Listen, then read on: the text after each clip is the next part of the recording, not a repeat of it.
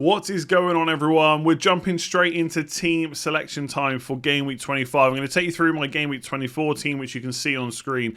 Then we're going to look ahead to transfers, captaincy, ahead of double Game Week 25. There's some key decisions for me, right? Ronaldo versus Fernandes versus Salah. My plans are kind of a mess, but also not a mess, and I'm going to try and walk you through them as much as possible. So looking at Game Week 24 first, it was looking pretty poor, to be honest, because although Bowen had got me some points and Cancelo had got some points as well before last night, I mean, they're owned by everyone anyway, so it didn't really matter. And obviously, people had De Bruyne, a captain, that did really well. So I was hoping for big things from Jota. I was also hoping for Salah to stay quiet, and both those things happened. Jota with a captaincy, 2 goals, 3 bonus points, 32 points, happy days. It wasn't enough to stop the red arrow, though, to be honest. I still got one. I think it was like 76k, and I'm now down to 83k. That's my 5th red arrow in 6 weeks. So it's not going fantastic. I've not like massively fallen. Like at one point I was 10k, I went all the way down to like 190k, back up to 50k, and now I'm back down to 83k. It just feels like one of those seasons, to be honest. But let's see what happens going on. There's a lot of doubles, a lot of blanks to come, lots of chips to play as well. With Reguilon, that was my transfer in, Alonso to Reguilon. Look, defensively Spurs weren't great. Maybe they were missing Eric Dyer. Maybe it's not Romero that's the problem. Maybe it's Eric Dyer that is the key kind of cog in Spurs defence. It's going to make them keep clean sheets. He might not even be back for this week against Wolves. We'll have to wait and see. But in terms of attacking potential, after watching the whole game, I do feel like a little bit frustrated and annoyed he didn't get anything from that game. Like every time Spurs broke, he was bursting forwards, trying to get into the box to be on the end of crosses or passes or whatever. He had a really good chance from a Kane pass. I just don't know how he didn't score. Maybe he's just not a great finisher, fair enough. And there was also a cross to Kane where you put money on Kane scoring it nearly every single time, and he missed. He didn't. I think it kind of bounced and then over the bar. Like it was just one of those game weeks for Reguilon where on another day he comes away with a mega haul, but actually he just comes away with 1 point. And maybe that's what I need to expect from him going forward. Elsewhere, blanks all around. Gray, Foden, King, Ronaldo, Antonio. Just awful, to be honest. Not a great week at all. Jota definitely saved it at the end. I was really glad that he obviously got the brace, and then obviously glad that Salah blanked because he could have done damage even in the 30 minutes he had. He was that good. So yeah, 68 points, a red arrow. Let's talk about Spitch, and then we'll see how we're going to fix it for Game Week 25. So happy to say that Spitch are continuing to support the channel by sponsoring today's video. If you haven't checked it out, there is a link in the description below. It's a weekly fantasy football tournament-based app, right? So you pick a team every single week, and then you can try and play the free games and just have a bit of fun, or you can try and win some money as well. It is gambling if you're trying to win some money. There is a link in the description below to begambleaware.org. Make sure you gamble responsibly. Now, at the time of recording, Game Week 24 is still on, right? At least for the Premier League, and that is the competition that I kind of look at the most. I'm not really looking at Bundesliga and stuff like that. It ain't my thing, so I stick to Premier League.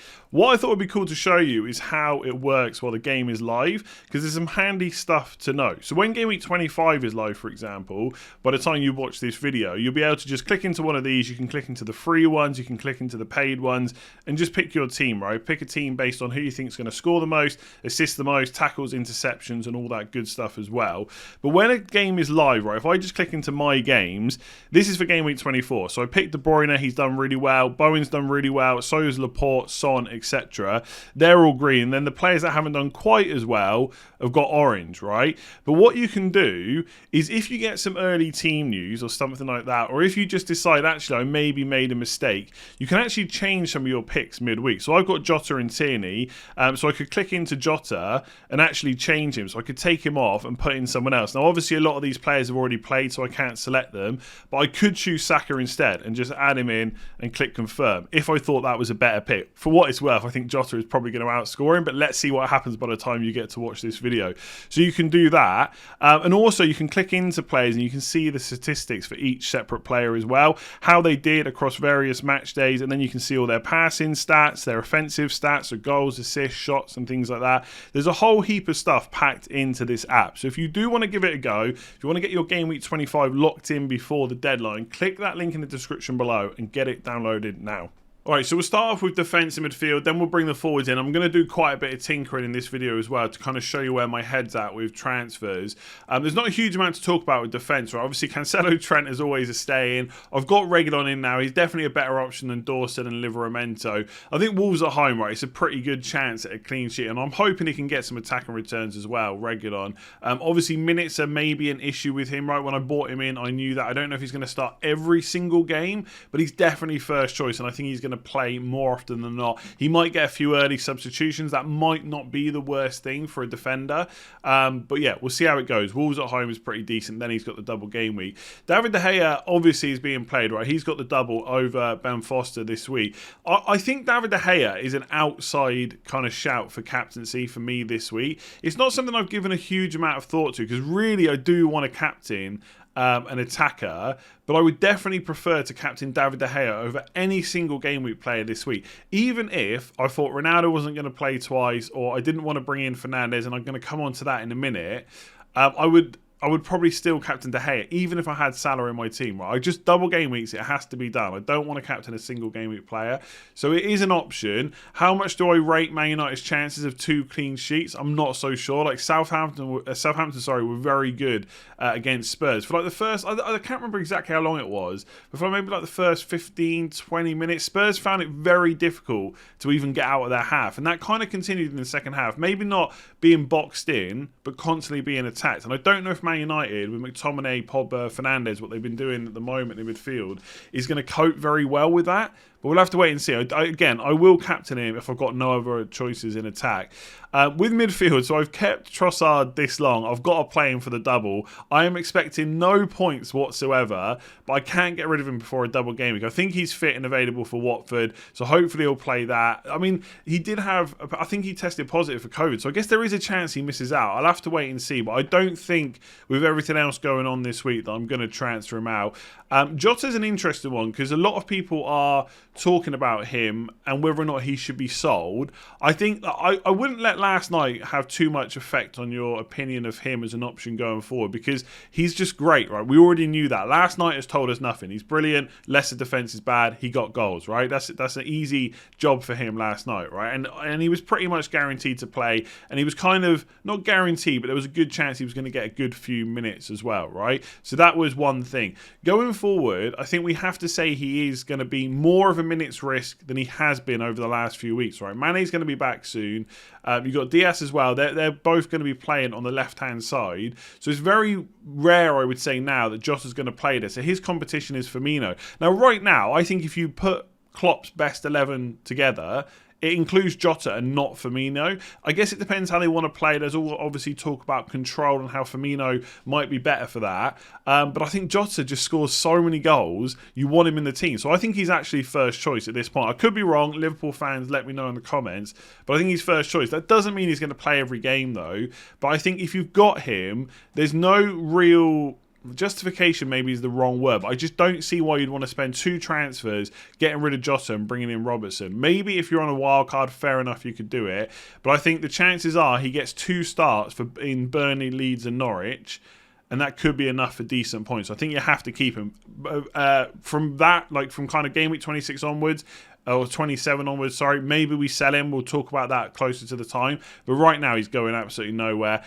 Pretty much the same for Bowen as well. I think West Ham have got some tricky-ish fixtures coming up, obviously, after game week 26. So maybe in general, West Ham players can be sold. But I don't know if I'm really actively looking to get rid of Bowen. I don't really see too much upside in doing that right now. He's just playing really well. The key decision for me is Salah and Fernandes, right? And I really think this is going to go down to the deadline because I'm not 100% sure about it.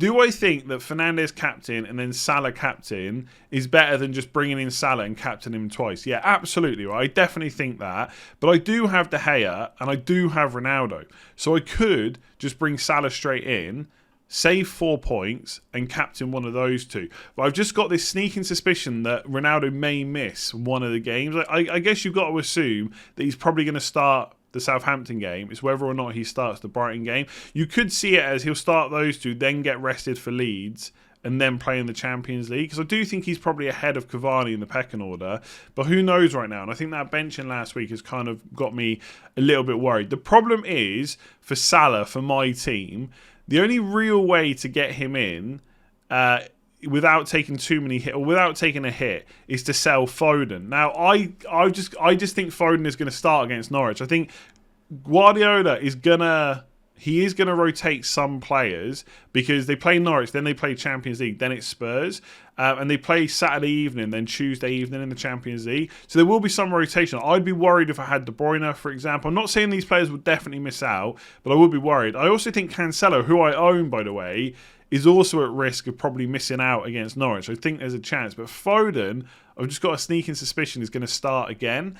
And then can I really justify taking him out? The only thing is, it's for Mo Salah, right? So there's not really too much harm in doing that. Now, if I remove Foden for Salah, I have to fund that. I could do Dawson down to a cheap defender, or I could do Antonio down to Weghorst or Broja or something like that. I'm just not sure if I want to sell Foden. I can sell Damari Gray for Salah in a roundabout way, and I'll show you how I can fund that. And it might be worth it. But I just think, whatever happens with the transfers that I've worked out, Salah or Fernandes, it's still only 4 points just to bring Fernandes in first, so I'm still very tempted to do that. I think if you're kind of more risk adverse, right, you don't really want to spend too many hits, and you've got Ronaldo, you could probably just captain him and just hope that he starts both the games. Or if you really want to be sure, just captain David De Gea.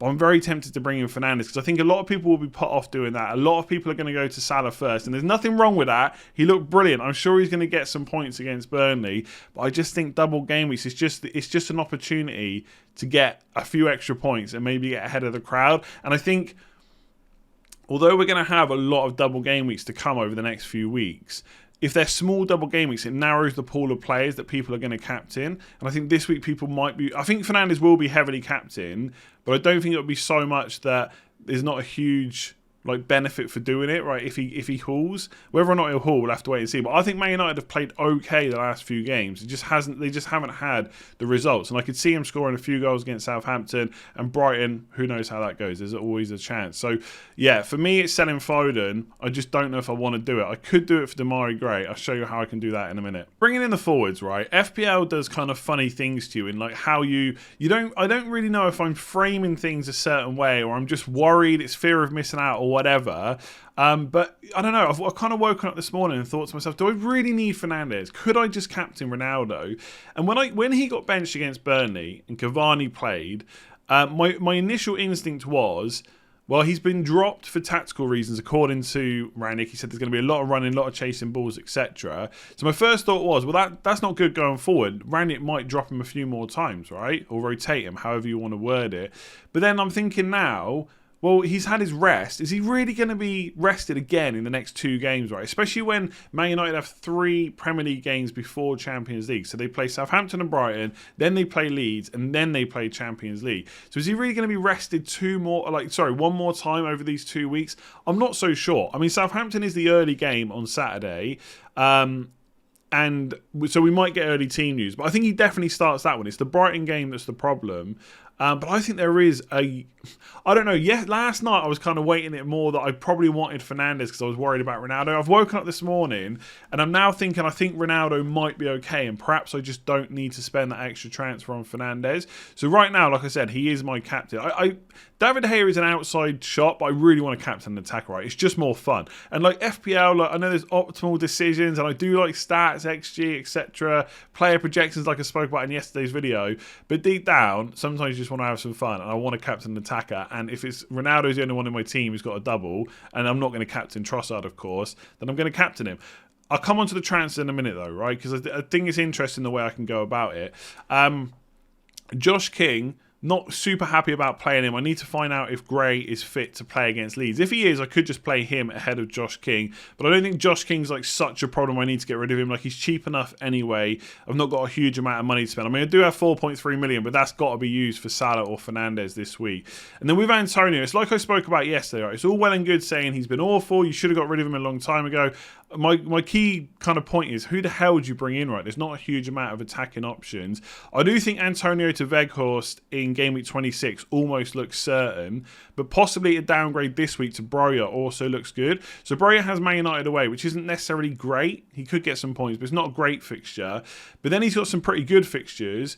He plays, I think it's Everton at home in game week 25. He's got, I think it's Norwich in game week 27, and obviously that's a blank game week for some teams as well. And he is cheap, so he's a bit of an enabler too. So I do think either this week or next week, Antonio will change to Weghorst, or he will change to Broja. So he will be gone soon, but I think Leicester away, it's not really a fixture that I'm too concerned about. I think it's okay if I have to play him there. So that's the team as it stands. I think arguably I could not make a transfer this week, but I've got two, so I have to use one. I have to build for either game week 26 or game week 27. So let me run through kind of how it's looking. Okay, I'm not going to lie to you, right? This is going to get messy. My head's kind of sort of all over the place, but I know the kind of different routes that I kind of have to take or am going to take this week, and I just want to run through them, right? So I'm really hoping we get some kind of team news today that forces me into one way or another, right? One transfer move or another. But I do have 2 free transfers. I can't let one burn, right? There's just too much going on at the moment for that to happen. So I could just I can actually afford just Foden to Fernandes, right? Now I do quite like that because I can just captain him. I've only used 1 transfer, and then next week I've still got 2 free transfers. Yes, I don't have Mo Salah. Yes, it's not ideal for any given game week, but for one more game week, could I just risk it for one more? And obviously then I would probably captain Fernandes. I could just bring in Fernandes and still captain Ronaldo, right? But that's one way to do it. And then in game week 26, again, I'm not going to go massive on this every single time, but Fernandes would then obviously have to go to Salah. And I would probably sell Antonio to Weghorst, which also gives some money as well. And then I'd probably sell Trossard to Rafinha, or sell him to maybe Saka, right? Martinelli is not an option now. He's only playing once in game week 26. But Rafinha or Saka could be options. I don't want to go... and then Ronaldo to Kane as well, right? I don't want to go into game week 27 onwards because it's just too much, right? So that would be a -8 next week because I'd have 2 free transfers. I think either way I'm taking a -8, right? And I'm okay with that because it's a double game week. Kane's good going forward. It's a bunch of extra fixtures as well. So that's one way to do it. Now, if I come back to game week 25 just a second, I'll quickly refresh it. If I want to get Salah in for Foden instead, which again is perfectly fine if I'm happy to captain Ronaldo, I've got to make up 0.5 million, right? Now, there's a few ways to do that. I could downgrade Dawson to a 4.4 million defender, possibly. I could even go down to Veltman maybe and just have another double game week of this week and maybe bench King. So that is an option just to get Salah in. And I think... Look, I know people are going to say that taking out Foden before Norwich is like taking Rafinha out before Norwich, and I do get the argument somewhat. The difference was, I think, when I took Rafinha out, it was for a hit, and it was also a bit of a knee-jerk to get Chilwell and Foden. Foden then blanked. This is different. This is to get Mo Salah, right? So it's not quite the same thing, but I get the issue with selling a player before Norwich. I don't really want to do it. If I'm completely honest. So I could do that. I could downgrade Dawson, maybe to Veltman if he's completely nailed, but maybe just Webster to be sure. And I'd probably play Webster over King, and I'd play Trossard over Gray, and I'd probably play like a 4-4-2 this week. I'd have to decide between King and Reguilon, but whatever. So that is a way to get Salah in for Foden. And then in game week 26, obviously Josh King comes in then, Webster goes on the bench. I'll put Trossard back in. So Trossard again could be changed to Rafinha or Saka again. I'll decide that next week. And again, Antonio would be changed to Weghorst. So again, and the Kane move as well. So let's just put Kane in there. So again, it would be one less transfer this week, but one more. One less transfer in game week 26, but one more this week. So it's still a -8 next week, right? So either way, it's a -8, which kind of tempts me more just to go for Fernandes. If I'm having to spend the same amount of points anyway with that Foden transfer out, then why not get the extra fixture in game week 25? That's kind of how I'm looking at it anyway. Now, if I don't go the Foden route, let's say that I want to keep him, then Damari Gray, bearing in mind that I'd want to play Trossard, it is possible to get to Salah and Fernandes from Damari Gray. So if I sell Gray for Fernandes, I can sell Antonio to Broja, right? And that gives me 0.5 million in the bank, which isn't that bad of a move. I don't think that Broja is a better option than Antonio this week, but from next week I think it's quite close. And obviously Broja is a bit of an enabler, and I'd probably just play Josh King ahead of him because I would just assume that Man United are going to keep a clean sheet. Even though you all think Broja is going to score, I'd probably bench him, and that would be the move. And then in game week 26, I can still do most of the other moves that I wanted to. So Rafinha would come in, for example, still. Fernandes would move to Salah. And Ronaldo would move to Kane. And I'd have a bit of money in the bank, 1.1 million. So I could change Trossard to Saka, for example. I could even change Broja to Weghorst, but I don't think I would do that. I think I would wait to upgrade Josh King. So I'd probably have to play this. Now, the only difference, if you've been counting along, and obviously Foster would play because he's got the double, I've got 1, 2, 3, 4, 5, 6, 7, 8 double game week players in this week. But I would have 9 if I transferred Foden out this week. So these are the kind of dilemmas. And also it costs, again, another 8 points, right? So it's 8 points, but you get 1 less double game week player. But I do quite like that because I get to sell Gray this week, who's not really a great option. Lastly, last little transfer plan, hopefully you're keeping up. Gray to Salah isn't quite as easy because if I do Antonio out for Broja again, who I do think I would want because the fixtures going forward are quite good, I have to fund it with a 0.6, so it would have to be Dawson down to someone like Veltman. So it would cost me 4 points to get Salah this week. And you do get an extra double game week player out of it, so I could play 4-5-1, which I don't think is that bad given how the forwards are doing. So that is another option if I wanted Salah. But I've got to be honest, right now, I think the Gray to Fernandes move is where my head's at. If Pep says anything that makes me think that Foden is going to be benched, then I'm just going to sell him. And again, I'm probably going to go to Fernandes first. I just think no matter what my thought process is with Ronaldo over captaincy, I just think I want to go for Fernandes before Salah. Just get that extra fixture. And look, if Salah blanks, happy days. I don't think there's much chance of that, by the way, but I do think there's a good chance that Fernandes outscores him this week. I would just have to hope it's by more than 4 points. So, look, I know that was a lot of tinkering, but there's a lot going on this week. I think that's realistically my only way. I think I have to either have to sell Foden or I have to sell Antonio and Gray to fund Fernandes, and obviously it's another hit if I want to sell Salah. Obviously, the hit this week would take away the hit in 26, so it's still the same. I'm still spending the same amount of points. It's just whether or not I want Fernandes first.